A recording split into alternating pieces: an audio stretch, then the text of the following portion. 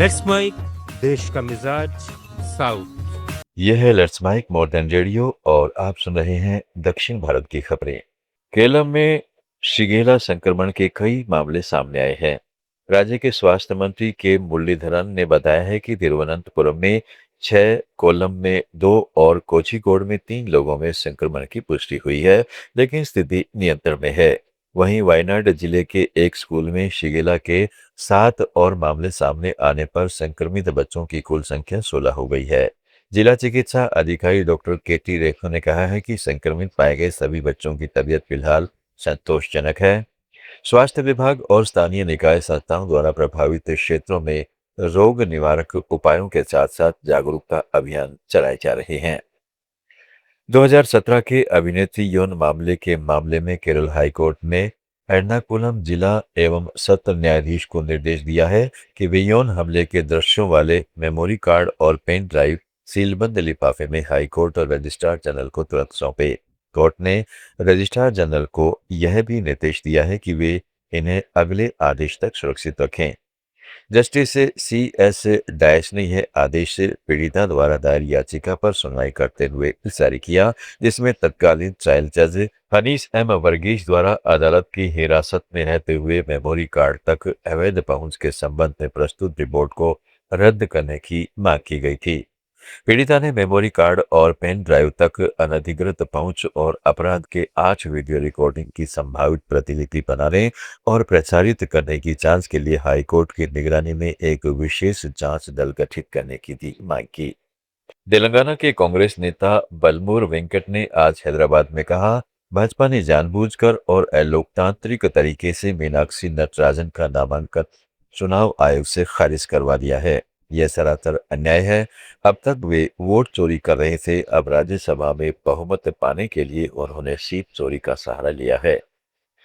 कर्नाटक सरकार ने चारों सड़क परिवहन निगमों द्वारा संचालित बसों में यात्रा करने वाले सभी स्कूली और कॉलेज के छात्रों को मुफ्त बस पास वितरित करने का आदेश दिया है। साथ ही पहले से जारी पासों का पैसा रिफंड किया जाएगा। सरकारी आदेश के अनुसार यह योजना कर्नाटक राज्य सड़क परिवहन निगम, बेंगलुरु महानगर परिवहन निगम, उत्तर पश्चिम कर्नाटक सड़क परिवहन निगम और कल्याण कर्नाटक सड़क परिवहन निगम द्वारा संचालित बसों में यात्रा करने वाले छात्रों पर लागू होगी। कर्नाटक में 39 वर्षीय वकील पी प्रियंका को सकलेशपुर स्थित एक होम स्टे से गिरफ्तार कर लिया गया है। उस पर और उसके लिव इन पार्टनर पर अपनी 5 वर्षीय बेटी की हत्या का मामला दर्ज किया गया था। पुलिस ने बताया कि प्रियंका के लिव इन पार्टनर और मुख्य आरोपी मोहन जी को बच्ची के पिता की शिकायत पर FIR दर्ज होने के तुरंत बाद गिरफ्तार कर लिया गया था। प्रियंका और मोहन दोनों पर हत्या का मामला दर्ज किया गया है। पुलिस के अनुसार बच्ची वेनिला का शव इस साल 25 मार्च को मिला था। तमिलनाडु के मुख्यमंत्री जोसेफ विजय ने राज्य में धान की खेती को बढ़ावा देने के उद्देश्य से कुरवाई विशेष पैकेज योजना 2026 की घोषणा की है। 134 करोड़ 83 लाख के अनुमानित लागत वाली इस योजना से डेल्टा और गैर डेल्टा दोनों जिलों के किसानों को लाभ होगा। धान की खेती तमिलनाडु की खाद्य सुरक्षा और किसानों की आजीविका का अभिन्न अंग है। कुरवाई कर और सोनावरी के मौसमी मौसमों में धान की खेती राज्य के कृषि उत्पादन में महत्वपूर्ण योगदान देती है, विशेष रूप से कावेरी डेल्टा और आसपास के क्षेत्रों में।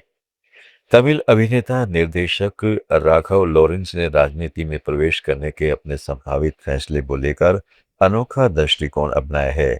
उन्होंने जनता के हाथों में ये निर्णय सौंप दिया है। एक्स पर एक पोस्ट में लॉरेंस ने लिखा है कि अपना कर्तव्य ईमानदारी से निभाएं, बदले में कुछ भी अपेक्षा न करें।